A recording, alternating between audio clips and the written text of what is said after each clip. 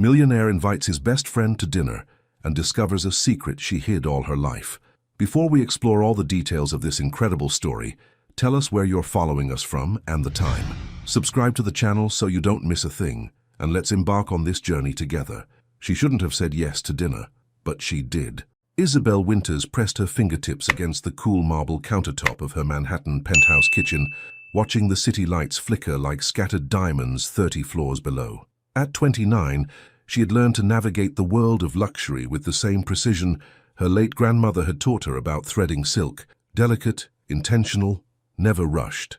The Winters design empire had been built on such principles, and as its millionaire heiress, she now controlled every aspect of the multi-million-dollar business that rested entirely in her capable hands. Her phone buzzed against the marble, the screen illuminating with a name that still made her pulse quicken after all these years.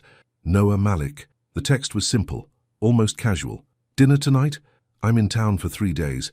Miss talking to someone who actually gets it. Isabel's breath caught. 7 years. It had been 7 years since they'd shared more than brief holiday messages or the occasional business congratulation. 7 years since the boy who used to sneak into her bedroom during high school sleepovers just to complain about his chemistry teacher had become the man who now graced the covers of Forbes and Wall Street Journal. She typed and deleted 3 different responses before settling on Le Bernardin, 8 p.m. His reply came instantly. I'll make the reservation. Can't wait to see you, Belle. Belle. No one had called her that in years. The nickname felt like a ghost from their shared past, from late-night study sessions in high school, from summer road trips to the Hamptons, where they'd debate everything from philosophy to their dreams of changing the world, back when the space between them felt safe, uncomplicated. Now, staring at her reflection in the kitchen window, Isabel wondered if that safety had been an illusion all along. She moved through her evening routine with unusual care, selecting a midnight blue silk dress that hugged her curves without being obvious about it. Her dark skin glowed against the rich fabric, and she swept her natural hair into an elegant updo that showcased the delicate gold earrings her mother had given her on her 21st birthday. As she applied her lipstick, a deep burgundy that made her full lips look even more striking, Isabel caught herself wondering what Noah would think. The thought made her hands tremble slightly, and she had to pause, gripping the edge of her vanity. He's just a friend, she reminded herself, your oldest friend. But even as she thought it, she knew something had shifted. Maybe it was the way his voice had sounded different during their brief phone call last week, deeper, more intentional. Or maybe it was the way her heart had started racing the moment she saw his name on her phone. The car service arrived precisely at 7:30. As the black sedan glided through Manhattan traffic, Isabel tried to calm the nervous energy coursing through her body. She thought about the last time she'd seen Noah in person, at his father's funeral 3 years ago. Even in grief, he had been magnetic, tall, broad-shouldered, with those piercing green eyes that seemed to see straight through everyone's carefully constructed facades. Everyone, except hers, apparently. Le Bernardin was exactly what she'd expected. Understated elegance, soft lighting, the kind of place where conversations could unfold without interruption.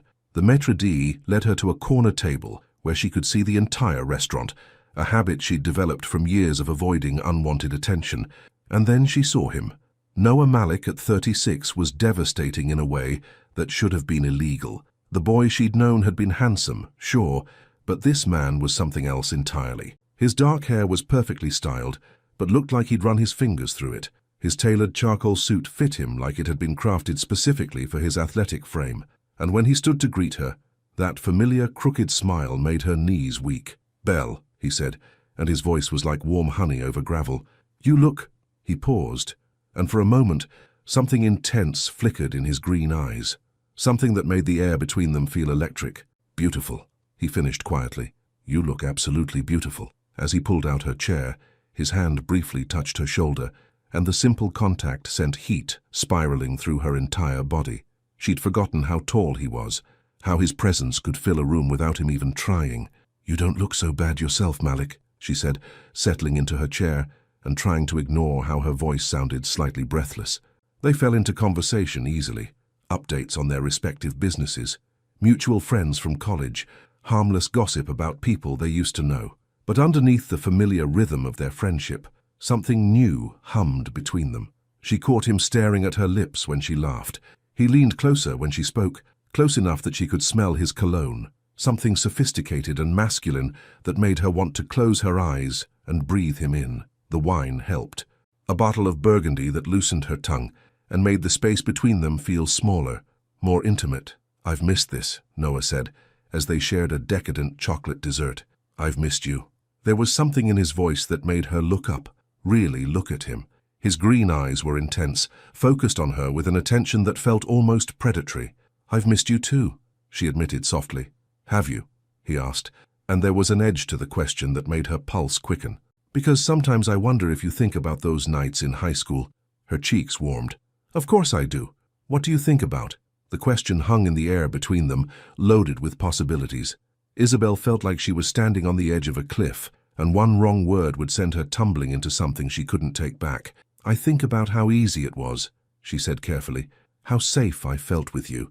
Something shifted in his expression. "Safe," he repeated almost to himself. "That's what you felt with me. Safe." Before she could answer, the waiter approached with the check.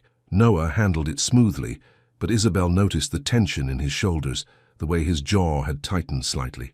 Outside the restaurant, the October air was crisp, and Isabel wrapped her coat tighter around herself. Noah walked her to where her car was waiting, but instead of saying goodbye, he stopped and turned to face her. "Belle," he said, and his voice was different now, rougher. "Can I ask you something?" She nodded, not trusting her voice. "In all these years, through college and everything after, have you ever wondered what would have happened if we'd been more than friends?" The question hit her like a physical blow. She stared at him, seeing something in his eyes that she'd never noticed before, or maybe she had noticed it and had been too afraid to acknowledge it. "Noah," she whispered. "Because I have," he continued, stepping closer. Close enough that she could feel the warmth radiating from his body. "I've wondered about it more than I should have, more than was fair to either of us." Her heart was pounding so hard she was sure he could hear it. "Don't say that." "Why not?" "Because," she said, and her voice broke slightly, "because you're my best friend. You're the one person in my life who's never wanted anything from me except my friendship." He was quiet for a long moment, his green eyes searching her face. "What if that's changed?" he asked softly. The words hung between them like a challenge. Isabel felt like the ground had shifted beneath her feet, like everything she'd believed about their relationship was suddenly in question. "Has it?" she whispered. Instead of answering, he reached up and touched her face, his thumb tracing along her cheekbone with infinite gentleness. "Get in your car, Belle," he said quietly. "Before I do something we can't take back." She stared at him for another heartbeat, seeing the war playing out in his expression, desire fighting against restraint, want battling with friendship. Finally, she stepped back and got into the car. As it pulled away from the curb, she turned to look back at him through the rear window. Noah was still standing there, hands in his pockets, watching her leave, and in that moment, she realized that everything between them had already changed. Would you have made the same choice? What would you have done in her place? 3 in the morning and Isabel was still wide awake. She lay in her king-sized bed, silk sheets tangled around her legs, staring at the ceiling as if it held answers to questions she wasn't ready to ask. The penthouse was silent, except for the distant hum of Manhattan traffic 30 floors below, but her mind was anything but quiet. What if that's changed?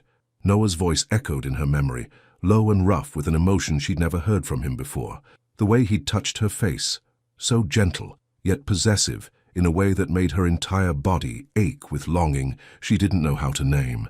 She pressed her palms against her eyes, trying to block out the image of him standing on the sidewalk, watching her drive away, but it was useless. Every time she closed her eyes, she saw those intense green eyes, felt the warmth of his thumb against her cheek, remembered the way he'd stepped closer until she could feel the heat radiating from his body. "Get in your car, Belle. Before I do something we can't take back." What would he have done? What was he thinking about doing that scared him so much? Isabel sat up abruptly, her heart racing. She reached for her phone on the nightstand, then stopped herself. What would she even say? "Hi, Noah, I can't sleep because I keep thinking about the way you looked at me like you wanted to devour me whole." She groaned and fell back against her pillows. This was insane. Noah was her best friend, her oldest friend, the one person in her life who'd never complicated things with romantic expectations or sexual tension, except now he had, and she didn't know how to process it. Her phone buzzed, making her jump. For a wild moment she thought it might be Noah, as if he'd sensed her thinking about him, but the screen showed her assistant's name. "Sorry for the late text. Early morning client meeting moved to 9 a.m. The Anderson project files are on your desk. Isabel sighed, grateful for the distraction.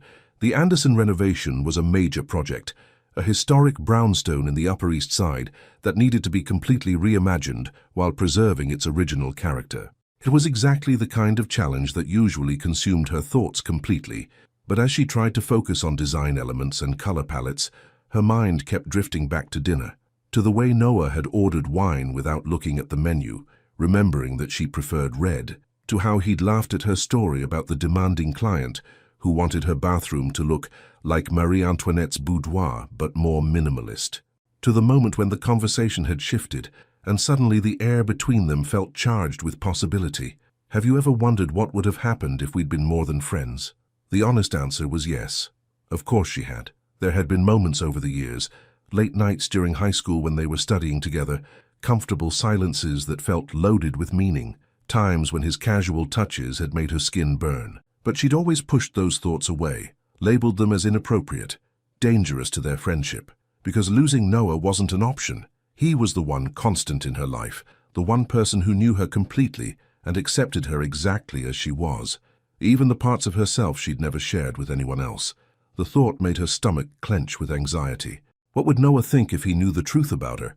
That at 29 she was still a virgin, that despite all her success and sophistication, she'd never found anyone who made her feel safe enough, special enough to share that part of herself. She'd come close once. David Richardson, a fellow entrepreneur she'd met at a charity gala 2 years ago. He'd been charming, successful, appropriately impressed by her accomplishments. They'd dated for 3 months, and he'd been patient when she wanted to take things slow. But when he'd finally pressed for more, when they'd been in his apartment and he'd started unbuttoning her dress, she'd frozen. Not because she was afraid of him, but because being with him felt wrong somehow, mechanical, like she was going through the motions of what she thought she should want rather than what she actually did want. She'd ended things the next day, kindly but firmly. David had been confused, then angry, then dismissive. "You'll regret this, Isabel. You can't stay locked in your ivory tower forever." But she hadn't regretted it. If anything, she'd felt relieved. Now, lying in her bed and thinking about Noah, she understood why. She'd been waiting for something she couldn't name, something that felt right in her bones. Waiting for someone who looked at her the way Noah had tonight, like she was precious, like she was everything he'd been searching for without knowing it. Her phone rang, startling her out of her thoughts. The caller ID made her heart stop. Noah. For a moment, she just stared at the screen, paralyzed. Then, before she could lose her nerve, she answered. "Couldn't sleep either," she said softly, instead of hello. His laugh was low and rough. "How did you know?" "Because I know you."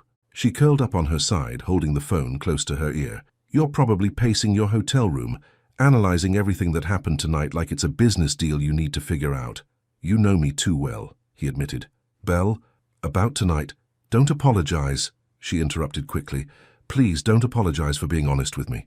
There was a long pause. She could hear him breathing, could almost see him running his hand through his hair the way he did when he was thinking. "I'm not going to apologize," he said finally, "because I'm not sorry. I'm terrified, but I'm not sorry." Her breath caught. "Terrified of what?" "Of ruining the best thing in my life," he said simply. "Of losing you because I can't seem to see you as just my friend anymore." The vulnerability in his voice made her chest ache. This was Noah stripped of his usual confidence, his careful control. This was the boy she'd known in high school, the one who'd told her his deepest fears during those late-night conversations. "You won't lose me," she whispered. "Noah, you could never lose me. Promise me." The desperation in those 2 words broke something open in her chest. "I promise." Another pause, longer this time. "Belle," he said, and his voice was different now, deeper. "Tell me something." "What?" "Tell me you felt it too tonight. Tell me I'm not going crazy." Her heart was pounding so hard she was sure he could hear it through the phone. "You're not crazy. What did you feel?" The question hung between them, intimate and demanding. Isabel closed her eyes, remembering the electricity that had arced between them at dinner, the way her body had responded to his nearness. "I felt like I was seeing you for the first time," she admitted. "Like I'd been blind for years and suddenly I could see clearly." His intake of breath was sharp. "Jesus, Belle, I felt like you were going to kiss me," she continued, her voice barely above a whisper. "And I wanted you to. I wanted it so much it scared me. The silence that followed was charged, electric. She could hear her own heartbeat in her ears, could feel heat spreading through her body just from talking to him like this. "I wanted to," he said roughly. "God, I wanted to. I've been thinking about kissing you since the moment I saw you in that dress." The confession sent fire racing through her veins. She pressed her free hand against her chest, trying to calm her racing heart. "Noah," she breathed, "I'm coming over." The words hit her like a lightning bolt. "What? I can't do this over the phone. I need to see you. It's 3 in the morning. I don't care. I need to see you, Belle. I need to know this is real." She sat up, her mind spinning. Every rational thought told her this was moving too fast, that they needed to slow down and think about what they were doing. But her heart was screaming, "Yes, yes, come to me." "Okay," she whispered.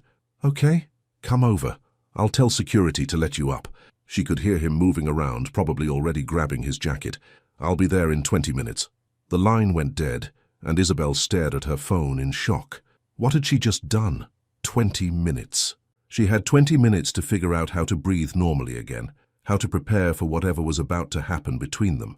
But as she got up and walked to her closet, searching for something to wear that didn't look like she was trying too hard, she realized she didn't want to prepare. She didn't want to think or analyze or protect herself. For the first time in her life, she wanted to jump. She settled on a soft cashmere sweater and leggings, then stood in front of her bathroom mirror, staring at her reflection. Her dark skin was flushed, her eyes bright with anticipation and nerves. She looked like a woman on the verge of something life-changing, because she was. Her phone buzzed with a text. "I'm here." Isabel took a deep breath, walked to her front door, and opened it. Noah stood in her hallway, still in his dress shirt, but with his tie gone and his sleeves rolled up. His hair was disheveled like he'd been running his hands through it, and his green eyes were wild, intense. They stared at each other for a long moment, neither moving. "Hi," she said softly. "Hi," he replied, his voice rough. And then, without another word, he stepped forward and cupped her face in his hands. His hands were trembling. Isabel could feel it as Noah's palms framed her face, his thumbs tracing the curve of her cheekbones with reverent gentleness. They stood in her doorway, frozen in a moment that felt suspended between past and future, friendship and something infinitely more dangerous. "I drove through 3 red lights to get here," he whispered, his green eyes searching her face like he was memorizing every detail. "I couldn't think about anything except seeing you." Her breath caught. Up close, she could see the exhaustion in his features, the way his usually perfect hair was mussed from running his hands through it. But underneath the tiredness was something that made her knees weak, raw, honest desire. "Noah," she breathed, and his name on her lips sounded different now, intimate, like a prayer. "Tell me to leave," he said roughly. "Tell me I'm crazy for coming here, and I'll walk away right now. I'll pretend this never happened." But even as he said the words, his thumbs continued their gentle caress, and she could see in his eyes that leaving was the last thing he wanted to do. "I can't," she whispered. "I can't tell you to leave because I don't want you to." Something shifted in his expression, relief and hunger, and something deeper that made her pulse race. Slowly, giving her every chance to pull away, he lowered his head until his forehead rested against hers. "What are we doing, Belle?" he murmured, his breath warm against her lips. "I don't know," she admitted, "but I don't want to stop." They stayed like that for a heartbeat, breathing the same air, teetering on the edge of everything that would change between them. Then Noah's hands slid into her hair, and she felt herself melting into him. "Come inside," she said softly. He followed her into the penthouse, but instead of admiring the space like most people did, his attention remained fixed entirely on her. She felt hyper-aware of everything, the soft whisper of her cashmere sweater against her skin, the way the city lights streaming through her floor-to-ceiling windows painted everything in silver and gold, the sound of Noah's footsteps on her hardwood floors. "Beautiful," he said, but when she turned to thank him for the compliment about her apartment, she realized he wasn't looking at the space at all. He was looking at her. Heat bloomed in her chest, spreading outward until she felt like her skin was on fire. "Noah, 7 years," he interrupted, moving closer. "For 7 years I convinced myself I was imagining it. The way my heart raced when you laughed, the way I'd find excuses to touch you, your hand, your shoulder, anything. The way I'd lie awake thinking about what it would be like to kiss you." Each word hit her like a physical touch. "You thought about kissing me?" "Every damn day," he admitted. "But you were my best friend. You trusted me.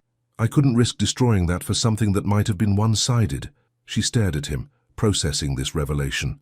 All those years, all those moments when she'd felt something electric between them and told herself she was imagining it. He'd felt it too. "It wasn't one-sided," she said quietly. His eyes darkened. "Tell me what you thought about." The request was intimate, demanding. She felt exposed under his gaze, but also powerful. This confident, successful man was looking at her like she held the answers to questions he'd been asking himself for years. "I thought about your hands," she admitted, her voice barely above a whisper, "about what they would feel like touching me, really touching me." His breathing became audible. "Where?" The question sent liquid heat pooling low in her belly. She reached out and took one of his hands in both of hers, marveling at how large it was, how strong. His fingers were long and elegant, the hands of a man who built empires, but could also be infinitely gentle. "Everywhere," she whispered. Noah made a sound low in his throat, part groan, part prayer. "Belle, if you keep talking like that, I won't be able to control myself. Maybe I don't want you to." The words hung between them, bold and reckless. Isabel couldn't believe she'd said them, but she didn't take them back. She was tired of being careful, tired of protecting herself from wanting something this desperately. Noah stared at her for a long moment, and she watched something shift in his expression. The careful restraint he'd been maintaining began to crack. "Do you have any idea what you're saying?" he asked roughly. "I'm saying I trust you," she replied simply. "I'm saying I've been waiting my whole life for someone to make me feel the way you make me feel." "How do I make you feel?" "Safe," she said. "Cherished. Like I'm the only woman in the world." He closed his eyes briefly, as if her words caused him physical pain. When he opened them again, they were blazing with intensity. "You are," he said fiercely. "For me, you are the only woman in the world." Before she could respond, he kissed her. It wasn't the gentle, tentative first kiss she might have expected. It was hungry, desperate, years of suppressed longing poured into the connection of their lips. His hands tangled in her hair, angling her head so he could deepen the kiss, and she melted against him completely. She'd been kissed before, but never like this. Never with such focused intensity, like she was air and he was drowning. Her hands fisted in his shirt, pulling him closer, and he groaned into her mouth. When they finally broke apart, both breathing hard, Isabel felt like the world had shifted on its axis. "Jesus," Noah breathed, resting his forehead against hers. "I knew it would be incredible, but that was perfect," she finished. He smiled then, that crooked grin she'd loved since college, but now it was tinged with something possessive that made her stomach flutter. "I want to take you on a proper date," he said suddenly. "I want to court you the way you deserve, but right now all I can think about is kissing you again." She laughed softly. "Then kiss me again." This time, when their lips met, it was slower, more exploratory. She could taste the wine from dinner on his tongue, could feel the barely leashed strength in his hands as they skimmed down her back. Everything about him was intoxicating, his scent, his warmth, the way he touched her, like she was something precious. Her hands found the buttons of his shirt, and she fumbled with the first one before he caught her fingers. "Wait," he said, his voice strained. She looked up at him, confused and suddenly self-conscious. "Did I do something wrong?" "No," he said quickly, bringing her hand to his lips and pressing a kiss to her palm. "God, no, you're perfect.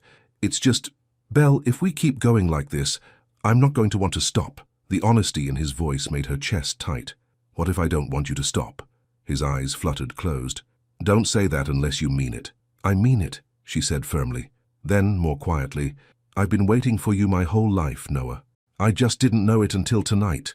When he opened his eyes, they were molten with desire and something deeper, something that looked like love. "There's something you should know," she said suddenly, her courage faltering. "About me, about my experience." He must have heard the nervousness in her voice because his expression softened immediately. "Tell me," he said gently. She took a shaky breath, feeling exposed and vulnerable.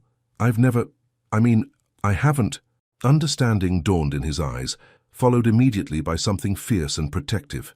"Are you telling me," he said slowly, "that you've never been with anyone?" She nodded, unable to meet his gaze. Noah was quiet for so long that she finally looked up, afraid of what she might see in his expression. But instead of disappointment or judgment, she saw wonder. "Belle," he whispered, and his voice was reverent. "Do you know what that means to me?" She shook her head. "It means," he said, cupping her face in his hands again, "that if you choose me, if you let me be the one, I'll spend the rest of my life making sure you never regret it." The promise in his words made her eyes well with tears. "I choose you," she whispered. "I've always chosen you." And when he kissed her this time, it felt like coming home. Sunlight filtered through the sheer curtains like liquid gold. Isabel woke slowly, awareness creeping in piece by piece. The silk sheets tangled around her legs, the faint scent of Noah's cologne on her pillows, the unfamiliar but wonderful sensation of not being alone in her bed. She turned her head carefully, afraid of disturbing the dream, and found herself looking at Noah's sleeping face. In the soft morning light, he looked younger somehow, the sharp edges of his features softened by sleep. His dark hair was tousled, falling across his forehead, and she had to resist the urge to brush it back. They hadn't made love. The thought should have brought disappointment, but instead it filled her with a warm, glowing satisfaction. After her confession, Noah had kissed her until she was breathless, but then he'd pulled back, his eyes dark with desire and something deeper. "Not tonight," he'd whispered against her lips. "Not like this, when we're both overwhelmed and not thinking clearly. When I make love to you for the first time, Belle, I want us both to be sure. I want it to be perfect." She'd expected to feel rejected, but instead she'd felt cherished, protected, like he valued her so much that he was willing to wait, even when she could feel how much he wanted her. So they'd talked instead, curled together on her sofa, sharing stories and memories, filling in the gaps of 7 years. She'd learned that he'd thought about her during every major milestone in his life. He'd learned that she'd kept every birthday card he'd ever sent her. Somewhere around dawn they'd moved to her bed, but only to sleep. He'd held her through the night, one arm wrapped around her waist, his breath warm against the back of her neck. It was the most intimate night of her life, and they'd done nothing more than kiss and talk. Now, watching him sleep, Isabel felt a contentment she'd never experienced before. This was what she'd been waiting for her entire life, not just physical attraction, but this bone-deep sense of rightness. This feeling that she was exactly where she belonged. Noah's eyes fluttered open, and when he saw her watching him, his face transformed with a smile that made her heart skip. "Good morning, beautiful," he murmured, his voice rough with sleep. "Good morning," she replied softly. "Sleep well." "Best sleep I've had in years," he said, reaching up to tuck a strand of hair behind her ear. "You? Amazing," she admitted. "I've never slept so well with someone else in my bed." Something flickered in his eyes. "Never?" She shook her head, suddenly feeling shy. "I told you, Noah. You're the first... everything." He was quiet for a moment, his thumb tracing her jawline with reverent gentleness. "The first man to hold you while you sleep," he said softly. "Yes. The first to see you like this without all your careful composure. Yes. The first to know how you sound when you laugh in the dark." Her breath caught. "Yes." He leaned closer, his lips barely brushing hers. "I want to be all your firsts, Belle, every single one." The promise in his voice made her entire body flush with heat. Before she could respond, her stomach chose that moment to growl loudly, breaking the intimate moment and making them both laugh. "I guess I should feed you," Noah said, grinning. "What do you usually have for breakfast?"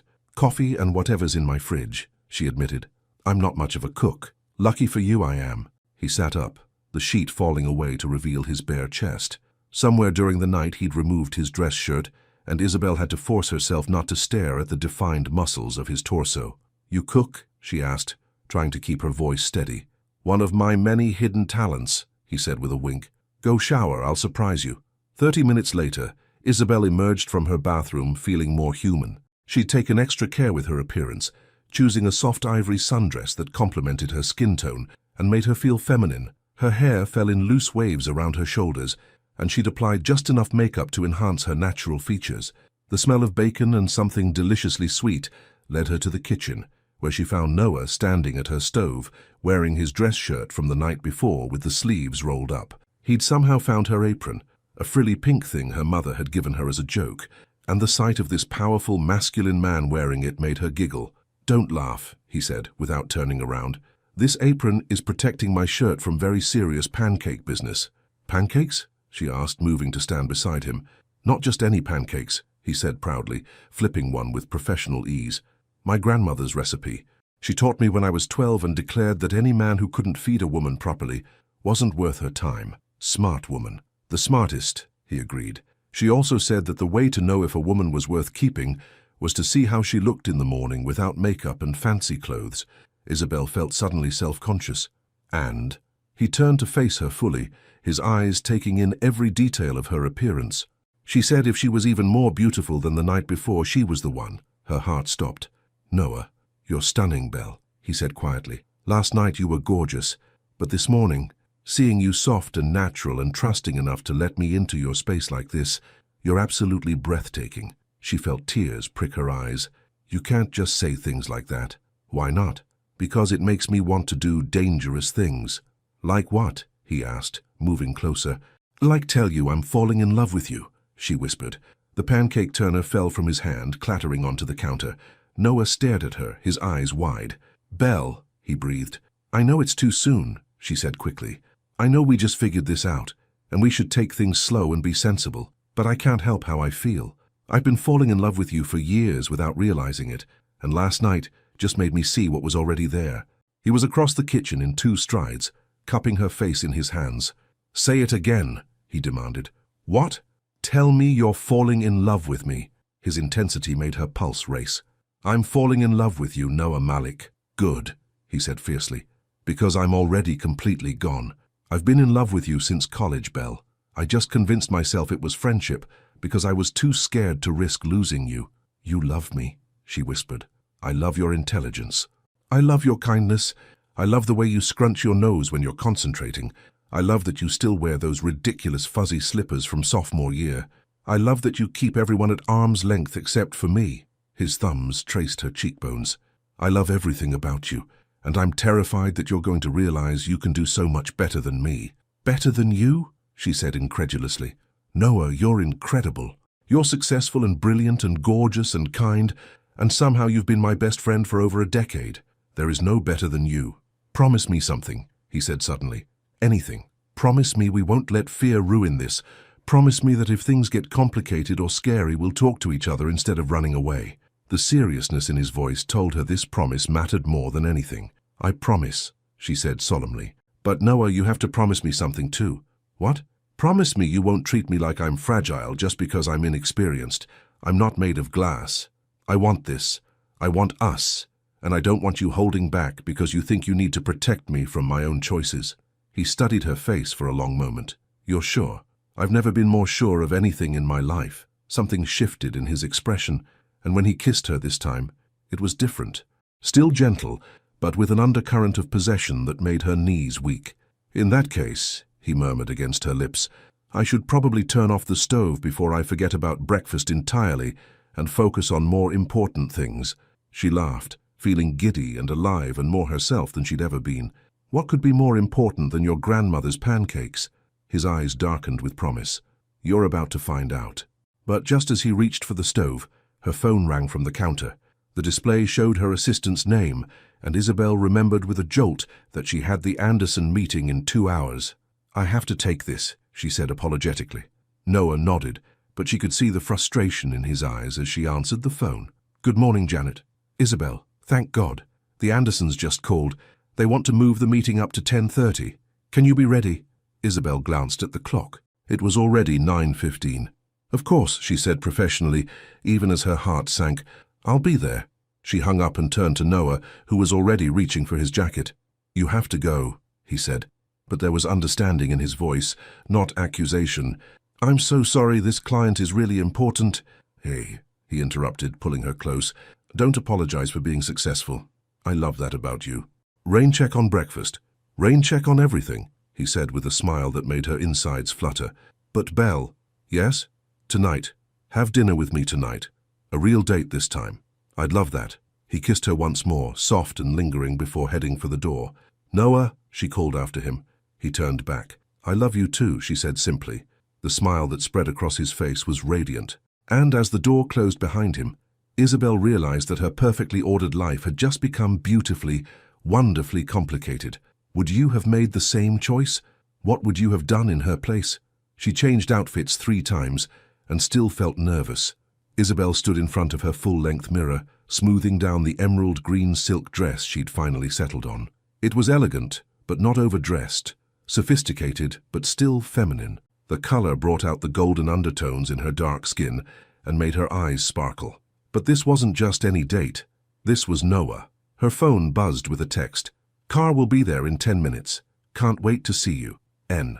The formal signature made her smile. Even in love, Noah was still Noah, proper, thoughtful, a little old-fashioned in the most charming way. She grabbed her clutch and wrap, taking one last look in the mirror. Her reflection showed a woman glowing with happiness, someone transformed by love and possibility. For the first time in her life, she felt like she was exactly where she was supposed to be. The car ride to the restaurant gave her time to think about the day. The Anderson meeting had gone perfectly.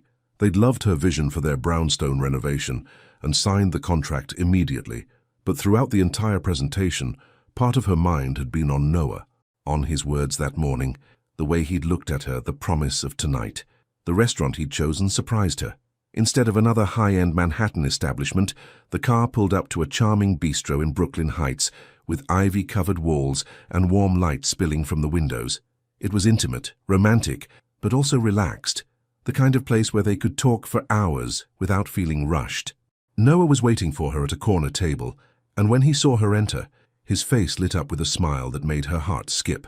He stood to greet her, looking devastatingly handsome in a navy suit that fit him perfectly, but it was the way he looked at her, like she was the most beautiful thing he'd ever seen, that made her feel breathless. "You look incredible," he said softly, kissing her cheek. "That color is perfect on you." "You clean up pretty well yourself," she replied, letting him pull out her chair. As they settled at the table, she noticed he looked slightly nervous, a rare sight for a man who usually commanded every room he entered. "This is strange, isn't it?" he said, with a self-deprecating laugh, "being on an actual date after all these years. Good strange or bad strange?" "Terrifying strange," he admitted. "I want this to be perfect for you." Her heart melted a little. "Noah, it's just me. You don't have to be nervous." "That's exactly why I'm nervous," he said quietly. "Because it's you. Because this matters more than anything I've ever done." Before she could respond, the waiter appeared to take their drink order. Noah ordered wine, a bottle of Sancerre that she remembered mentioning she liked during a dinner they'd shared years ago in college. "You remembered," she said, touched. "I remember everything about you, Belle. What you drink, how you like your coffee, that you always order dessert but only eat half of it, that you get that little wrinkle between your eyebrows when you're concentrating." As if summoned by his words, she felt herself concentrating, trying to process the overwhelming feeling of being so completely known by someone. "See?" he said with a grin, reaching across the table to smooth the spot between her eyebrows. "There it is." She caught his hand and held it, marveling at how right it felt to touch him freely now. "Tell me about your day," she said. "Besides thinking about me, of course." He laughed. "Besides that, 3 conference calls, 2 contract reviews, and 1 very distracted CEO who kept checking his phone for texts from a certain interior designer." "Only 1 text? I wrote about 20, he admitted, "but I deleted 19 of them because they all basically said the same thing." "Which was?" "That I'm completely crazy about you and I can't wait to see you again." The wine arrived, and as they toasted to new beginnings, Isabel felt herself relaxing into the evening. This was Noah, her Noah, but with a new dimension that made everything feel electric. They talked through the first course about safe topics, work, mutual friends, a movie she'd seen recently that she thought he'd like. But as the evening progressed and the wine loosened their tongues, the conversation turned more intimate. "Can I ask you something?" Noah said as they shared a decadent chocolate tart. "Anything. Last night when you told me about your experience, was it because you were waiting for someone specific or was it just circumstance?" She set down her fork, considering how to answer honestly. "Both, I think. I dated, but whenever things started to get serious, something always felt wrong. Not them necessarily, but the timing, the feeling, the connection." "What kind of connection were you looking for?" "The kind where I could be completely myself," she said simply. "Where I didn't have to perform or pretend or be anything other than who I really am. Where someone saw all of me, the good and the complicated and the messy, and wanted me anyway." Noah's eyes were intense as he listened. "And now I realize I was waiting for you," she said quietly. "I just didn't know it until you looked at me differently." He reached across the table and took her hand, his thumb tracing circles on her palm. "Can I tell you something?" he said. She nodded. "I've been with other women, Belle, more than I probably should have been, but I was never really present with any of them. Part of me was always holding back, always comparing them to this impossible standard." "What standard?" "You," he said simply. "I compared every woman I dated to you, and none of them ever measured up. Not because they weren't wonderful in their own ways, but because they weren't you." The confession made her chest tight with emotion. Noah, I know it sounds crazy, he continued, but I think part of me has been in love with you since we were 20 years old. I just convinced myself it was friendship because the alternative was too terrifying to consider. What was so terrifying about it? Losing you, he said immediately. The thought of telling you how I felt and having you run away, having you decide our friendship wasn't worth the complication. I couldn't risk that. And now? A slow smile spread across his face. Now I think the bigger risk would be not telling you, not taking this chance. The waiter approached to refill their wine glasses, but Isabel barely noticed. She was completely absorbed in Noah in this conversation, in the way he was looking at her like she held all the answers to questions he'd been asking himself for years. There's something else I want to tell you, she said, once they were alone again. I'm listening. I'm scared, she admitted. Not of you, but of how much I want this. I've spent my whole life being careful, being in control, but with you, I want to throw caution to the wind and just feel everything. Is that such a bad thing? It is when you've never done it before, she said with a nervous laugh. What if I'm terrible at this? What if I disappoint you? Noah's expression grew serious. He stood up from his chair and moved to the empty one beside her, close enough that she could feel the warmth radiating from his body. Look at me, he said gently. She did. You could never disappoint me, he said firmly. Never. Not in this. Not in anything. Belle, you're not just beautiful and brilliant and kind, you're brave. Brave enough to build an empire. Brave enough to be vulnerable with me. Brave enough to take a chance on us. But what if... No, he interrupted softly. No what-ifs. Whatever happens between us, we'll figure it out together. That's what people who love each other do. The simple statement hit her like a revelation. People who love each other. They were people who loved each other now. When did you know? She asked suddenly. To know what? That you loved me. Really loved me, not just as a friend. He was quiet for a moment, thinking. Remember junior year of high school, when you had the flu and missed Mr. Williams' lecture on Renaissance architecture? She nodded. I skipped my own classes to sit by your bedside and read you my notes. You were so sick you could barely keep your eyes open, but you were still asking questions, still engaged. And I remember looking at you, hair a mess, no makeup, wearing that ridiculous oversized sweater, and thinking that you were the most beautiful thing I'd ever seen. Her eyes filled with tears. But it wasn't until you fell asleep holding my hand that I realized I was in trouble, he continued, because all I wanted was to take care of you for the rest of my life. All I wanted was to be the person you reached for when you were vulnerable. Why didn't you tell me? Because the next day you thanked me and said I was the best friend a girl could have, and I realized that being your friend was better than not being in your life at all. A tear escaped and rolled down her cheek. Noah caught it with his thumb, his touch infinitely gentle. No more tears, he said softly. Not tonight. They're happy tears, she assured him. I love you so much it scares me. Good, he said with that crooked grin she adored, because I plan to spend a very long time showing you just how much I love you back. The promise in his voice sent heat spiraling through her body. Noah, yes, take me home, she whispered. His eyes darkened. Are you sure? I've never been more sure of anything in my life. He signaled for the check, and as they waited for it to arrive, his hand found hers again. Belle, he said quietly. Tonight changes everything. She looked into his eyes and saw her own certainty reflected back at her. I know, she said simply. I'm ready for everything to change. Her hands were shaking as she turned the key. Isabel stood at her apartment door, hyper-aware of Noah's presence behind her, of the electricity crackling between them in the hallway's intimate lighting. The ride home had been torture, sitting beside him in the back of the car, feeling the heat of his body, the weight of his gaze, the promise of what was about to happen. Second thoughts? Noah asked softly, his voice close to her ear. She turned to face him, key still in the lock. In the dim hallway light, his green eyes were dark with desire, but underneath she could see concern, tenderness, infinite patience. No second thoughts, she said firmly. Just nervous excitement. He smiled, that crooked grin that made her knees weak. Good nervous or bad nervous? The kind of nervous that means something important is about to happen, she replied. Something important is about to happen, he confirmed, reaching up to cup her cheek. But only what you want to happen. We go at your pace, Belle. Completely. The reassurance in his voice steadied her. This was Noah.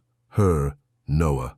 The man who'd held her while she cried over bad grades, who'd celebrated every one of her successes, who'd known her better than anyone else for over a decade. She was safe with him. She turned the key and led him into her apartment. The space looked different now, more intimate with just the city lights filtering through her windows, casting everything in silver and shadow. "Wine," she offered, suddenly unsure what came next. "Belle," Noah said gently, "look at me." She did. "We don't have to do anything tonight except what feels right," he said. "We could talk, watch a movie, just hold each other like last night. There's no pressure." "What if I want there to be pressure?" she asked quietly. His eyes darkened. "Then there can be pressure. What if I want you to stop being so careful with me?" "Then I'll stop being careful," he said, his voice dropping to a rough whisper. "But you have to tell me what you want, Belle. Use your words." The command sent heat spiraling through her body. "I want you to kiss me," she said. "Where?" The simple question made her breath catch. "Everywhere." He moved toward her then, slow and deliberate, giving her every chance to change her mind. When he reached her, he didn't grab or rush. Instead, he traced his fingertips along her jawline, studying her face like he was memorizing every detail. "You're so beautiful," he murmured. "I've wanted to tell you that properly for years." "Tell me now," she whispered. "You're stunning, Belle. Your skin, your eyes, the way you move like you're dancing even when you're just walking across a room." His thumb traced her lower lip. "And your mouth. God, your mouth." Before she could respond, he was kissing her, and it was nothing like the kisses they'd shared before. This was hungry, possessive, years of restraint finally unleashed. She melted into him, her hands fisting in his shirt, pulling him closer. He backed her against the wall, his body pressing against hers, and she could feel his heart racing as fast as her own. When he trailed kisses down her neck, she gasped, her head falling back to give him better access. "Tell me what you like," he murmured against her throat. "I don't know," she admitted breathlessly. No one's ever." He pulled back to look at her, his eyes blazing. "I get to discover what you like," he said with something like wonder. "I get to learn every single thing that makes you feel good." The promise in his words made her knees weak. "Noah, what do you need?" he asked. "You," she said simply. "Just you." He kissed her again, deeper this time, and she felt herself losing the last of her careful control. Her hands found the buttons of his shirt, and this time when she started to undo them, he didn't stop her. "Are you sure?" he asked against her lips. "I'm sure," she breathed. He took her hand and led her toward the bedroom, but stopped just inside the doorway. "Belle," he said seriously. "Yes? I need you to promise me something." "What?" "If you want to stop, if anything doesn't feel right, if you need to slow down, promise me you'll tell me. Promise me you won't try to push through discomfort just because you think you should." The earnestness in his voice made her chest tight with emotion. "I promise." "Good," he said, and then his mouth was on hers again and she was lost. The moonlight streaming through her bedroom windows painted everything in silver and shadow. Noah's hands were reverent as he slowly undressed her, pressing kisses to each inch of skin he revealed, telling her she was perfect, beautiful, more than he'd ever dreamed. When it was her turn to explore him, to run her hands over the defined muscles of his chest and shoulders, he groaned like she was torturing him in the most exquisite way. "You have no idea what you're doing to me," he said roughly. "Show me," she whispered, and he did. He was patient, gentle, attentive to every sound she made, every reaction. He mapped her body with his hands and mouth until she was trembling, until she understood for the first time why people wrote poetry about this, why they risked everything for it. When he finally moved over her, his weight settling between her legs, she felt a moment of nerves. "Hey," he said softly, noticing immediately. "Where did you go?" "Nowhere," she said quickly. What if I disappoint you?" "Impossible," he said firmly. "Belle, look at me." She did. "This isn't about performance," he said. "This is about us, about love, about finally being together the way we were meant to be. You could never disappoint me. Promise?" "Promise," he said, and kissed her until her fears dissolved into need. When they came together, it was with a tenderness that brought tears to her eyes. There was a moment of discomfort, but Noah held her through it, whispering words of love and encouragement until the pain gave way to something else entirely. "Okay," he asked, his voice strained with the effort of holding still. "More than okay," she breathed, and began to move. What followed was a revelation. Every touch, every kiss, every whispered endearment built something between them that transcended the physical.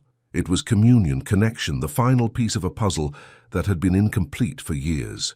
When she finally shattered in his arms, calling his name like a prayer, He followed her over the edge, and she understood what it meant to be claimed, to claim someone in return. Afterward, they lay tangled together, her head on his chest, his fingers combing gently through her hair. "That was," she began, then stopped, unable to find words. "Perfect," he finished. "You were perfect." She lifted her head to look at him. Was it good for you? I know I don't know what I'm doing." He silenced her with a kiss. "Belle, that was the most incredible experience of my life, not because of technique or experience, but because it was you, because I love you more than I thought it was possible to love anyone." She felt tears prick her eyes. "I love you too. No regrets. Only one," she said, tracing patterns on his chest. His body tensed. "What? That we waited so long," she said with a smile. The relief in his laughter made her giggle. "We have time to make up for it," he said, rolling her beneath him again. "Is that a promise, Mr. Malik?" "That," he said, lowering his head to kiss her again, "is a guarantee." As he began to show her exactly what he meant, Isabel realized that everything in her carefully ordered life had just been beautifully, irreversibly changed, and she had never been happier. She woke up in his arms and wondered if she was dreaming. The morning light was softer today, filtered through clouds that promised rain later. Isabel lay perfectly still, afraid that moving would break the spell of this perfect moment. Noah's arm was wrapped around her waist, his breathing deep and even against her neck. She could feel his heartbeat against her back, steady and reassuring. Everything had changed last night. She could feel it in her body, in the new awareness of her own skin, in the way she fit against him like she'd been made for this exact spot. But more than the physical changes, something deeper had shifted. The careful walls she'd built around her heart had crumbled completely, leaving her exposed and exhilarated and more herself than she'd ever been. Noah stirred behind her, pressing a soft kiss to her shoulder. "Good morning, beautiful," he murmured, his voice rough with sleep. "Good morning," she replied, turning in his arms to face him. He looked at her with such tenderness that her breath caught. "How do you feel?" She considered the question seriously. How did she feel? Different, transformed, like she'd been living in black and white and suddenly the world was in vivid color. "Perfect," she said simply. His smile was radiant. "No regrets. Not a single one." She traced the line of his jaw with her fingertip. "You? Belle," he said seriously. "Last night was the best night of my life. How could I have regrets about that?" Before she could respond, her phone began buzzing insistently on the nightstand. She groaned, recognizing the ringtone. "Janet," she said apologetically to Noah, then answered. "Good morning." "Isabel, thank God you're awake. We have a situation." The tone in her assistant's voice made Isabel sit up straighter. "What kind of situation?" "The Fox project. The contractors found water damage behind the master bathroom wall. It's extensive. They need you on site immediately." Isabel's heart sank. The Fox renovation was a massive project, a Park Avenue penthouse that was supposed to be finished in 3 weeks for their return from Europe. "How bad is it?" "Bad enough that we might need to push the timeline back by a month, maybe more." Isabel closed her eyes, already calculating the implications. "I'll be there in an hour." "There's more," Janet continued. "Mrs. Fox called. She heard about the delay from the contractors and she's not happy. She wants to meet with you today." Of course she did. Susan Fox was one of Manhattan's most demanding clients, and she didn't handle surprises well. "Schedule it for this afternoon," Isabel said with a sigh. "I'll figure something out." She hung up and turned to find Noah watching her with understanding eyes. "Crisis?" he asked gently. "The kind that could cost me a very important client," she said, already getting out of bed to look for clothes. "I'm so sorry, Noah. I have to—" "Hey," he interrupted, catching her hand and pulling her back down to sit on the edge of the bed. "Don't apologize for being successful. This is who you are, Belle. This drive, this dedication to your empire, it's part of what I love about you. But it's our first morning after everything.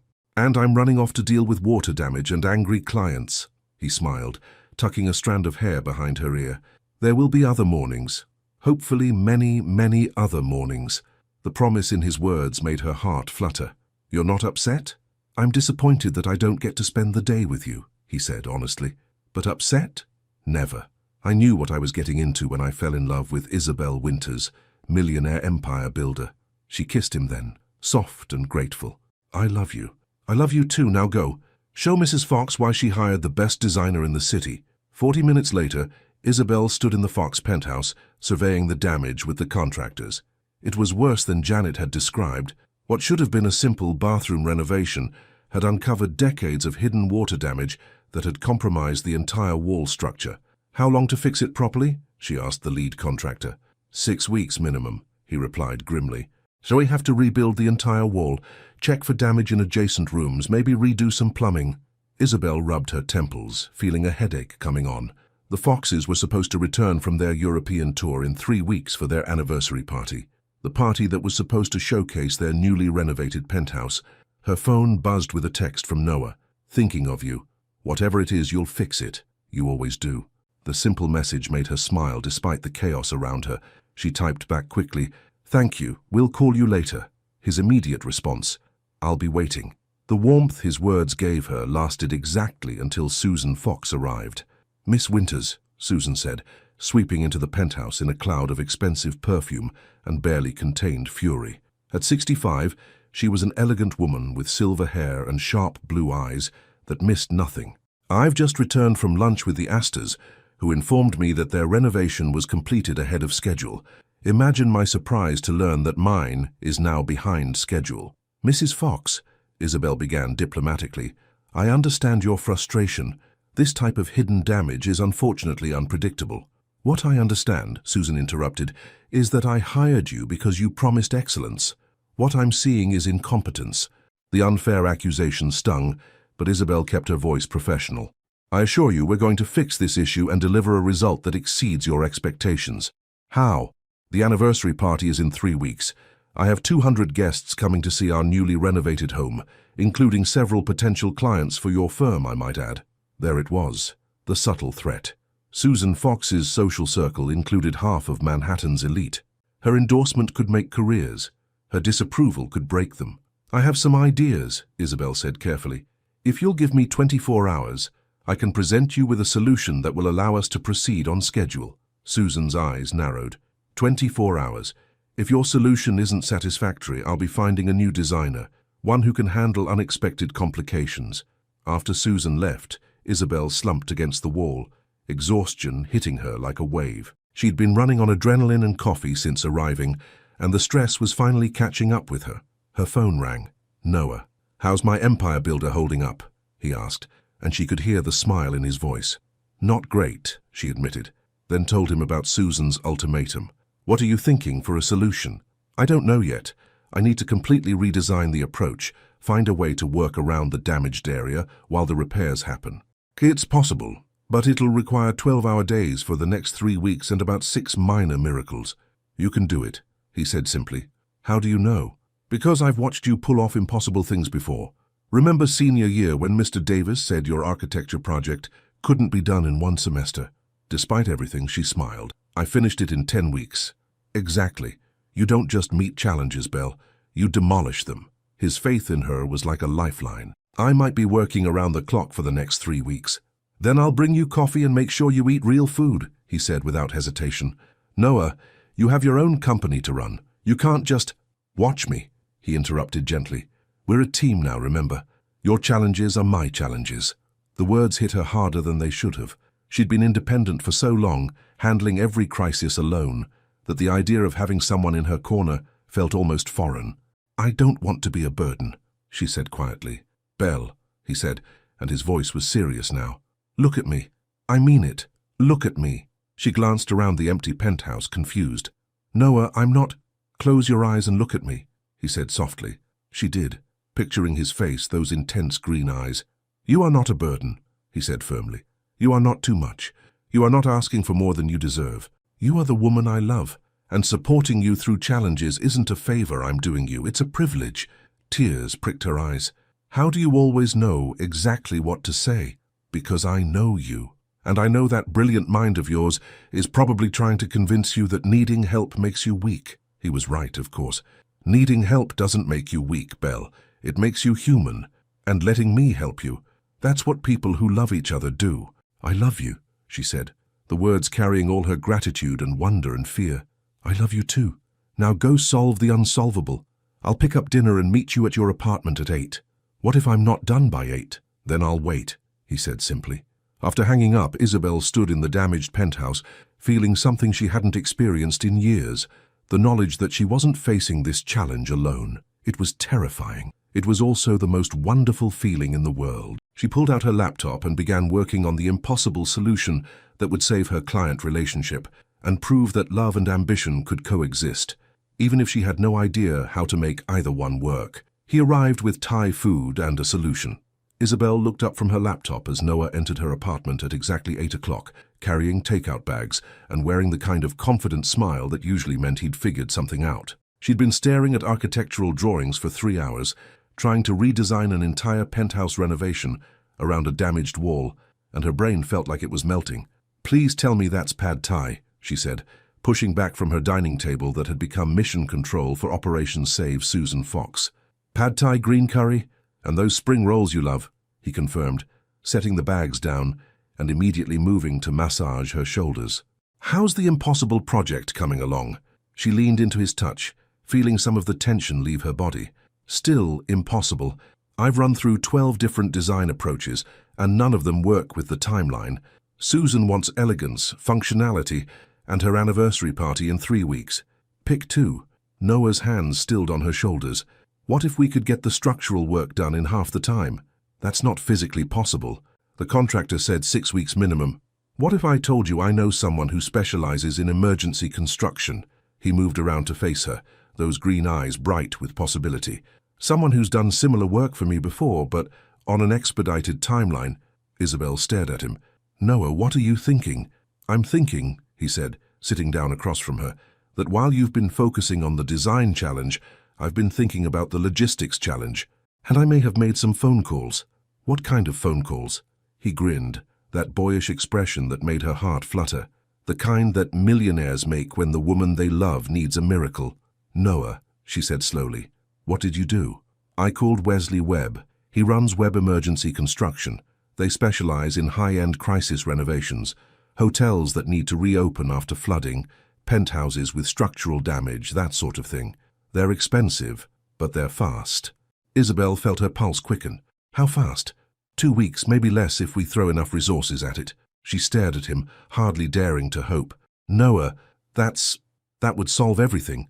But Susan already has contractors." "Who gave her a 6-week timeline?" he pointed out. "What do you think she'll say when you present her with an option that gets her anniversary party back on track?" Isabel's mind was racing. If they could actually fix the structural damage in 2 weeks, she could redesign around a functioning space instead of trying to work around the problem.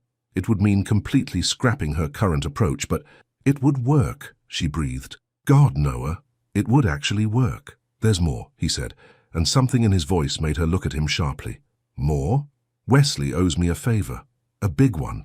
I helped him secure the permits for his daughter's wedding venue when the city was being difficult, so he's willing to bump other projects and start immediately." "When you say immediately, tomorrow morning." Isabel's mouth fell open.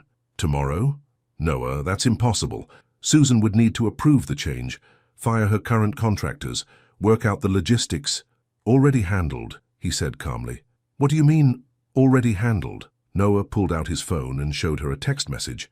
"Wesley is meeting with Susan tomorrow at 9 a.m. to present his proposal. I may have also mentioned that this approach would actually cost less than her current timeline, since we'd avoid the delay penalties and rush charges her current contractors would eventually hit her with." Isabel stood up so abruptly, her chair scraped against the floor. "You called Susan Fox? Without asking me?" The sharp edge to her voice made Noah's confidence falter slightly. "Belle, I was trying to help by going around me to my client." She began pacing, anxiety and anger warring in her chest. "Noah, this is my business, my reputation, my relationship with Susan." "I know that," he said, standing as well. "That's why I made sure to position it as your solution, implemented through connections you had access to through me. You still get all the credit." "That's not the point." She turned to face him, frustration boiling over. "The point is that you made decisions about my business without consulting me. What if Susan hates the idea? What if she thinks I'm unprofessional for bringing in outside help? What if this Wesley person can't actually deliver?" Noah's jaw tightened. "Wesley always delivers, and Susan Fox is a businesswoman. She'll see the logic in a solution that gets her what she wants faster and cheaper." "You don't know that." "I know enough," he said, and there was an edge to his voice now. "I know how these people think, Belle. I've been dealing with clients like Susan Fox my entire career." The words hit her like a slap. "Clients like Susan Fox? What's that supposed to mean?" It means high-net-worth individuals who care about results more than egos, he said. It means people who appreciate efficiency and innovation. It means you think you know my business better than I do. The silence that followed was heavy, charged with the kind of tension that could break things. That's not what I meant, Noah said quietly. Isn't it? Isabel wrapped her arms around herself, suddenly feeling exposed. You saw me struggling, and instead of talking to me about it, you decided to fix it yourself. You used your connections, your money, your influence to solve my problem. Our problem, he corrected. You said we were a team. A team discusses strategy before making moves, she shot back. Her team doesn't have one member making executive decisions without consulting the other. Noah ran his hand through his hair, frustration evident in every line of his body. I was trying to support you. I was trying to show you that you don't have to carry everything alone. By taking control away from me. By giving you options you wouldn't have had otherwise. They stared at each other across the living room, both breathing hard, both realizing that they'd stumbled into their first real fight. Isabel closed her eyes, trying to process her emotions. She was grateful. Of course she was grateful.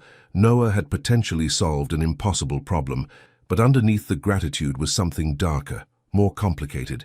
I've spent my entire career proving that I can handle anything, she said quietly, building a reputation based on my ability to solve problems, to deliver results, to be reliable.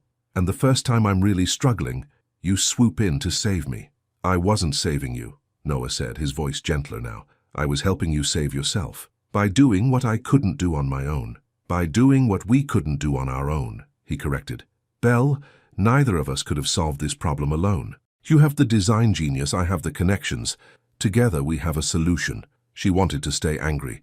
It would be easier than admitting that he might be right, that maybe accepting help didn't make her weak. What if it doesn't work, she asked. What if Wesley can't deliver, or Susan hates the approach, or something goes wrong? My name is on this project, Noah. If it fails, it's my reputation that suffers. Then we'll figure out another solution, he said simply. Together. We, he confirmed, moving closer. Belle, I'm not going anywhere. Whatever happens with this project, whatever challenges come next, we face them together. That's what being partners means. She studied his face, seeing the sincerity in his green eyes, the determination in the set of his jaw. Partners, she repeated. Equal partners, he said, with different strengths, different resources, but equal stakes in each other's success. The anger that had been driving her slowly began to ebb, replaced by something more complex. Fear, maybe, or hope. I've never had a partner before, she admitted. I don't know how to share the load without feeling like I'm losing control. And I've never been with a woman who didn't need me to take care of her, he said honestly. I don't know how to support you without trying to fix everything.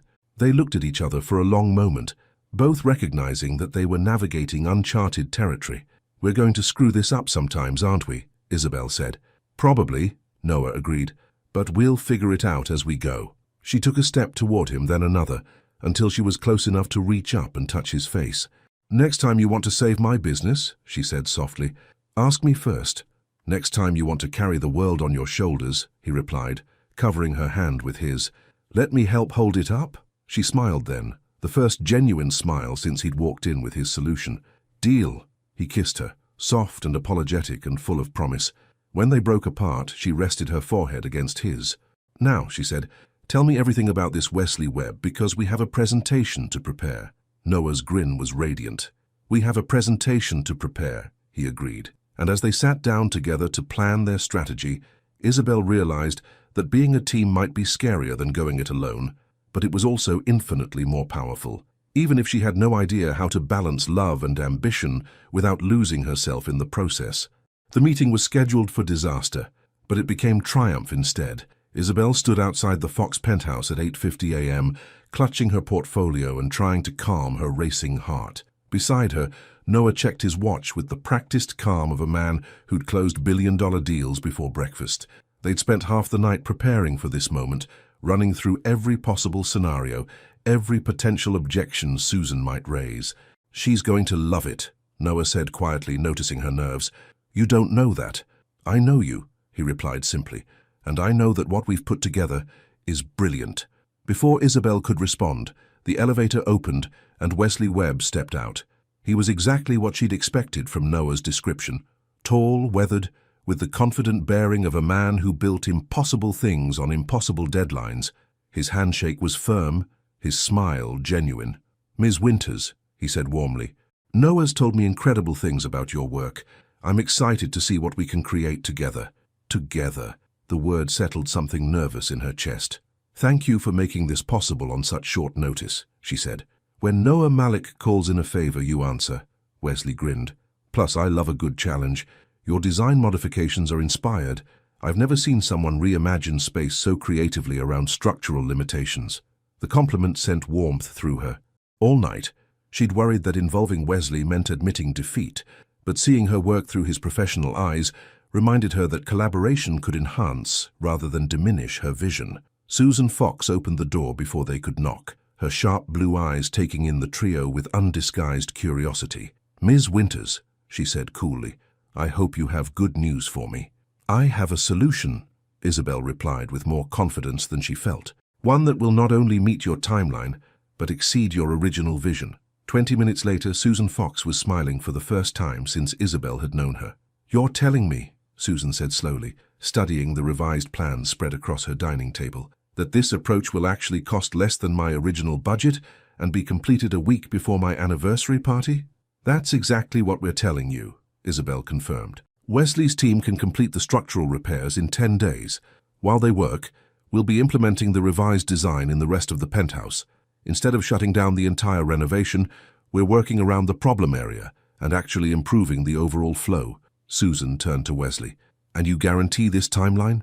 "I stake my company's reputation on it," Wesley said without hesitation. "I've looked at the structural damage, run the numbers, coordinated with my best team. 10 days for repairs, then Ms. Winters takes back over for the final touches. The final design actually gives you more of what you originally wanted," Isabel added, pointing to the revised floor plans. "Remember how you mentioned wanting the master suite to feel more luxurious?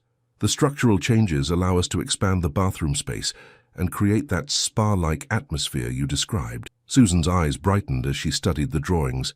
"This is better than what I originally approved." "Sometimes obstacles force us to find better solutions," Noah said quietly, and Isabel felt his words like a warm touch. "When can you start?" Susan asked Wesley. "This afternoon, if you approve the contract." Susan looked between the three of them, Isabel with her creative vision, Wesley with his expertise, Noah with his quiet confidence, and something shifted in her expression. "Ms. Winters," she said, "I owe you an apology. Yesterday I questioned your competence. Today I'm seeing exactly why everyone says you're the best designer in Manhattan." The words hit Isabel harder than she'd expected. "Thank you, Mrs. Fox. That means everything." "What it means," Susan said with a smile, "is that you just saved my anniversary party and my marriage. Jonathan will be so relieved when I tell him we're back on track." An hour later, contracts signed and plans approved, the three of them stood on the sidewalk outside the building. Wesley headed off to mobilize his team, leaving Isabel and Noah alone. "We did it," Isabel said, hardly believing it was real. "You did it," Noah corrected. "That redesign was pure genius, Belle. The way you turned a structural limitation into a design advantage, I've never seen anything like it." She turned to face him fully, seeing the pride and admiration in his green eyes. "We did it," she said firmly. "Your connection to Wesley, your understanding of client psychology, your support last night when I was ready to panic, none of this would have happened without you." "Partners," he said, echoing their conversation from the night before. "Equal partners," she agreed. Noah's smile was radiant. "So what now? Back to your office to coordinate with Wesley's team." Isabel checked her watch. It was barely 11 a.m., and she felt like she could conquer the world. "Actually," she said, surprised by her own boldness, "I was thinking we could go celebrate. Maybe that little cafe in Soho where we used to study. I suddenly have an urge to remember what it feels like to just be happy without worrying about the next crisis." "I love that idea," Noah said, taking her hand. "But first, there's something I need to tell you." Something in his tone made her look at him more closely. "What?" "Wesley didn't just agree to help because he owed me a favor," Noah said quietly. "I mean, that's part of it, but there's more." Isabel felt her stomach tighten. "What kind of more?" "I may have offered to invest in his company's expansion into luxury emergency construction. It's something he's wanted to do for years, but he needed capital backing." She stared at him, processing this information. "You invested in his company? For me?" "Not for you," Noah said quickly. "With you." Belle, what we just witnessed was incredible. Your design brilliance combined with Wesley's construction innovation? There's a real business opportunity here. Emergency luxury renovations for high-end clients who can't afford delays. Her mind was spinning. You want us to go into business together? I want us to explore the possibility, he said carefully. But only if it's something you want. Only if you think we can be business partners without it destroying what we have personally. Isabel looked at him. This man who'd just helped her save her biggest client, who'd seen her work and immediately envisioned expanding it, who was offering to risk his own money on their combined potential. That's terrifying, she said honestly. Good terrifying or bad terrifying? The kind of terrifying that usually means you're about to do something life-changing, she replied. Noah stepped closer, his hands framing her face with familiar gentleness. I love you, Belle, he said seriously. Whether we ever do business together or not, whether this works out or doesn't, I love you exactly as you are. This offer isn't about changing us. It's about growing together. She felt tears prick her eyes. I love you too, and yes. Yes? Yes to exploring the business opportunity. Yes to taking risks together. Yes to seeing what we can build when we stop being afraid of our own potential. His kiss was fierce and joyful, right there on the Manhattan sidewalk, and Isabel didn't care who saw them. When they broke apart, both breathing hard, Noah rested his forehead against hers. So, he said with that crooked grin she adored, ready to become a power couple in business and love? I'm ready for anything, she said, surprised to realize she meant it completely, as long as we're doing it together. As they walked hand in hand toward the cafe where their love story had really begun, Isabel realized that the careful, controlled life she'd built was evolving into something bigger, scarier, and infinitely more beautiful. She was no longer just Isabel Winters, successful designer. She was half of something powerful, something that could change everything. And for the first time in her life, that didn't terrify her. It thrilled her. 3 weeks later, she found the ring. Isabel wasn't snooping. She was looking for Noah's phone charger in his nightstand drawer when her fingers brushed against the small velvet box. Her breath caught as she pulled it out, hands trembling slightly as she opened it to reveal a stunning vintage diamond ring, clearly chosen with infinite care and love. The magnitude of what she was holding hit her like a physical blow. This wasn't just a ring. This was Noah's intention to propose. This was forever, spelled out in platinum and diamonds. She snapped the box shut and put it back exactly where she'd found it, but her heart was racing and her hands wouldn't stop shaking. Marriage. Noah wanted to marry her. The thought should have filled her with joy, but instead a complicated tangle of emotions rose in her chest. Love, yes, overwhelming love, but also fear, panic, the sudden crushing weight of expectation and permanence. She was still processing the discovery when Noah emerged from the shower, towel wrapped around his waist, dark hair damp and tousled. The sight of him, gorgeous, beloved, planning a future she wasn't sure she was ready for, made her chest tight with conflicting emotions. Hey, he said, noticing her expression immediately. Everything okay? Fine, she said quickly, turning away to hide the turmoil in her eyes. Just thinking about the Anderson project timeline. It was a lie. The Anderson project was going perfectly, just like everything else in her life had been for the past 3 weeks. The Fox renovation had been completed flawlessly, earning her 3 new high-profile clients. Wesley's partnership with Noah was developing into something genuinely exciting. Her relationship with Noah had deepened into something she'd never imagined possible. Everything was perfect. So why did she feel like she was suffocating? Belle, Noah said gently, moving behind her and placing his hands on her shoulders. Talk to me. What's really going on? The concern in his voice nearly broke her resolve. She wanted to turn around, fall into his arms, tell him about the ring and how much she loved him and how terrified she was of losing herself in this beautiful life they were building together. Instead, she stepped away from his touch. I need some air, she said, grabbing her jacket. I'm going for a walk. I'll come with you. No, she said sharply, then softened her tone when she saw the hurt flash across his face. I just need to think. Alone. She was out the door before he could respond, leaving Noah standing in his bedroom, confused and concerned and completely unaware that his entire future hung in the balance. Isabel found herself in Central Park, sitting on the same bench where she and Noah had shared countless conversations since they were teenagers. The irony wasn't lost on her. She'd come to the place where they'd spent so many hours growing up together to figure out whether she was strong enough to see their relationship through. Her phone rang. Her mother. "Isabel, darling, how are things with that lovely young man of yours?" "Complicated," Isabel said honestly. "Good complicated or bad complicated?" Isabel almost smiled despite her turmoil. Her mother had always cut straight to the heart of things. "I don't know, Mom. Maybe both. Do you want to talk about it?" And suddenly, Isabel did. She told her mother everything. About finding the ring, about her fears, about feeling like she was losing herself in the intensity of loving Noah so completely. "Baby," her mother said gently when Isabel finished, "do you remember what I told you when you were little? About your great-grandmother?" Isabel smiled through her tears. "That she was fierce and independent, and never let anyone dim her light." "That's right. And do you remember what else I told you? That she found a man who didn't want to dim her light. He wanted to help her shine brighter.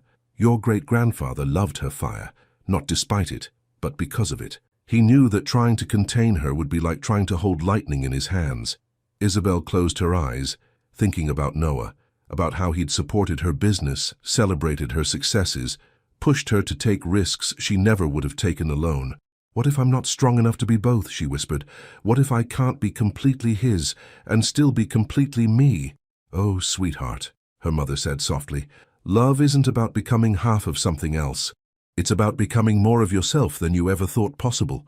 After hanging up, Isabel sat in the growing dusk, watching couples walk by hand in hand, young lovers stealing kisses, elderly pairs moving in comfortable synchrony, families with children running ahead on the path. All of them had chosen love over fear, partnership over independence.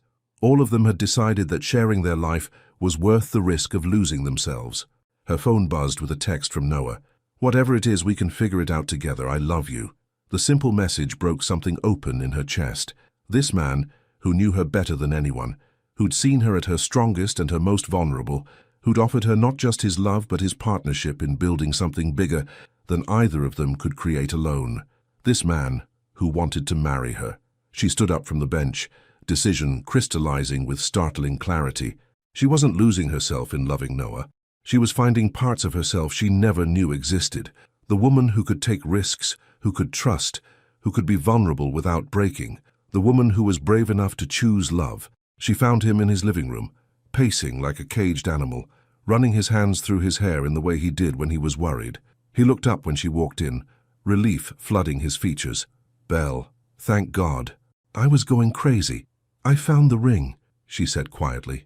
Noah froze, his face going through a dozen different expressions, before settling on something between panic and hope. "You... what?" "I was looking for your charger, and I found it. The ring. It's beautiful, Noah." He stared at her, clearly trying to read her expression, to understand what her discovery meant for them. "Belle, I can explain. You want to marry me," she continued, stepping closer. "Yes," he said simply, no longer trying to hide it. "I want to marry you. I want to build a life with you, have children with you, grow old with you. I want to be your partner in everything forever."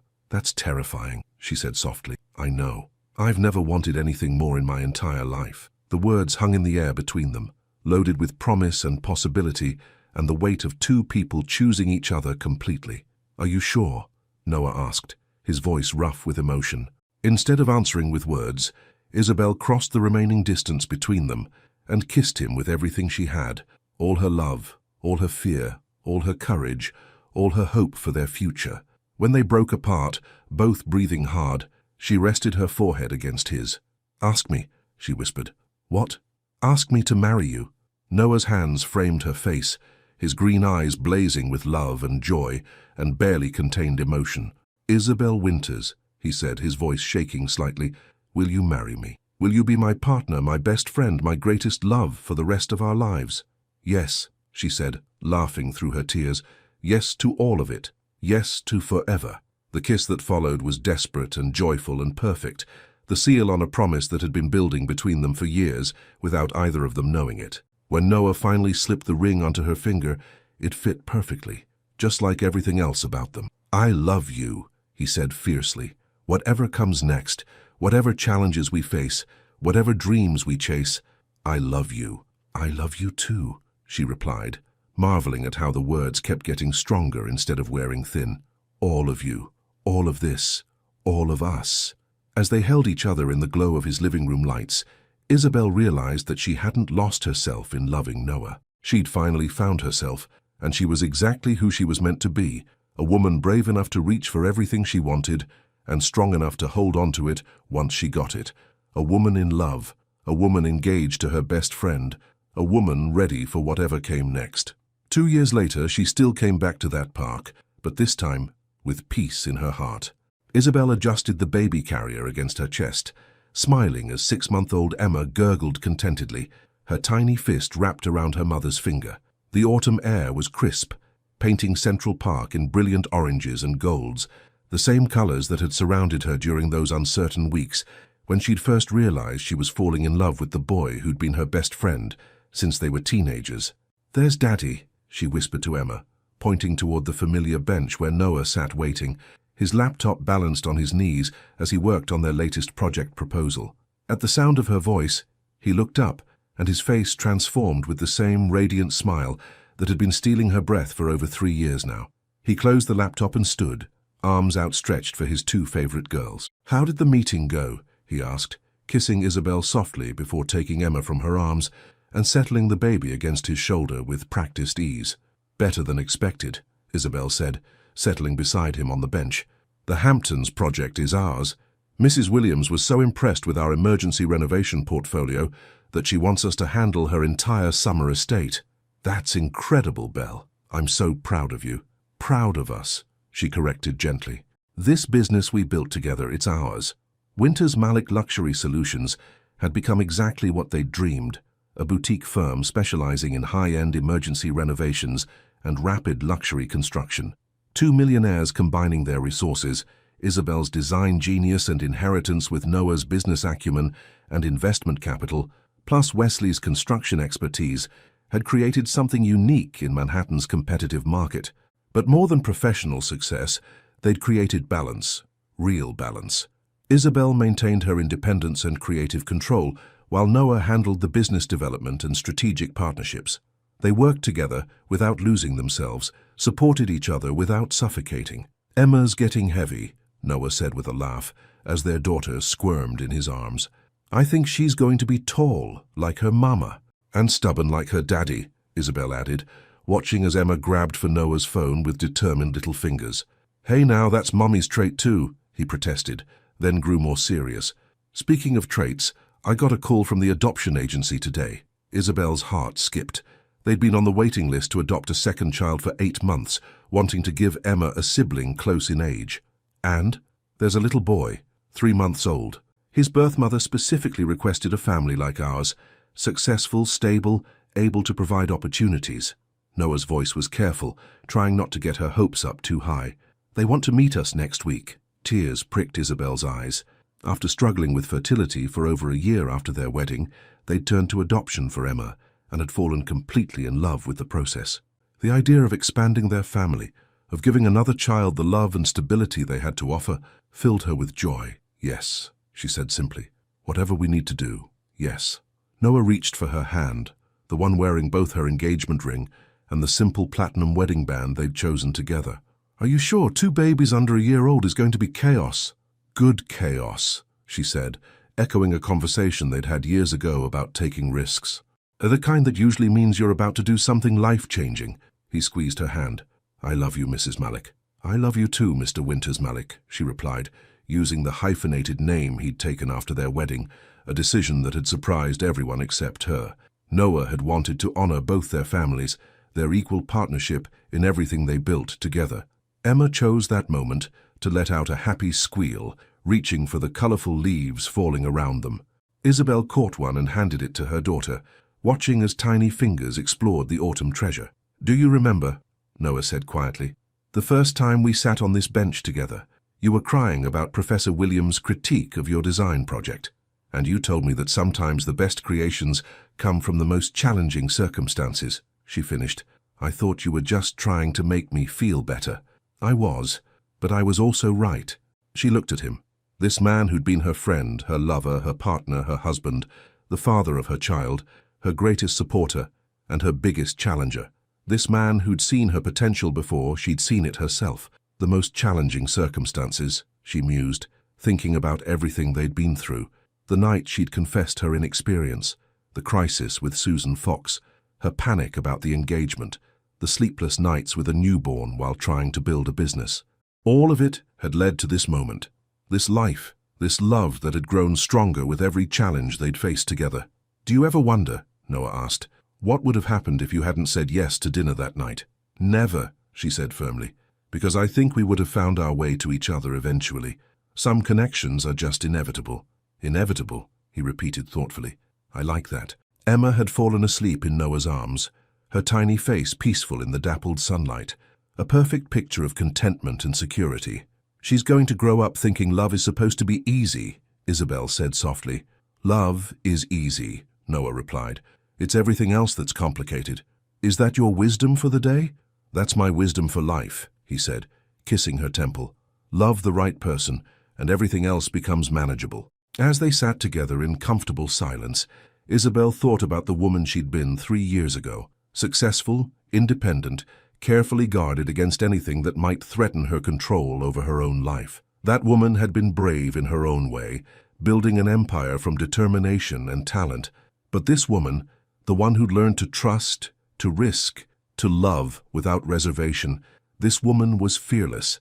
She'd learned that strength wasn't about carrying everything alone. It was about knowing when to lean on someone who would never let you fall. "Ready to go home?" Noah asked as the sun began to set, painting the sky in shades of pink and gold. "Ready," she said, but as they gathered their things, she turned back to look at the bench one more time. This place where she'd cried over broken dreams and celebrated new ones, where she'd first realized she was falling in love with her best friend, where they'd had their first fight as a couple and their first real conversation about forever. "Thank you," she whispered to the memory of all those moments. "For what?" Noah asked. "For being patient with me while I figured out how to be brave enough for this," she said, gesturing between them, encompassing everything, their love, their marriage, their family, their shared dreams. "Belle," he said seriously, "you were always brave enough. You just needed to believe it." As they walked through the park toward home, toward the life they'd built together through love, partnership, and the courage to keep choosing each other every single day, Isabel realized something profound. She hadn't just found her happy ending. She'd found her beginning.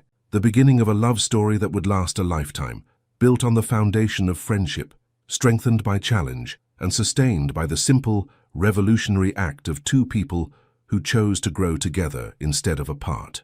And in the growing dusk of a perfect autumn evening, with her husband's hand in hers and their daughter sleeping peacefully between them, Isabel Winters Malik knew that every risk, every fear, every moment of doubt had been worth it. Because this was everything. The end. Thank you for following Isabel and Noah's journey. Your participation means a lot to the channel.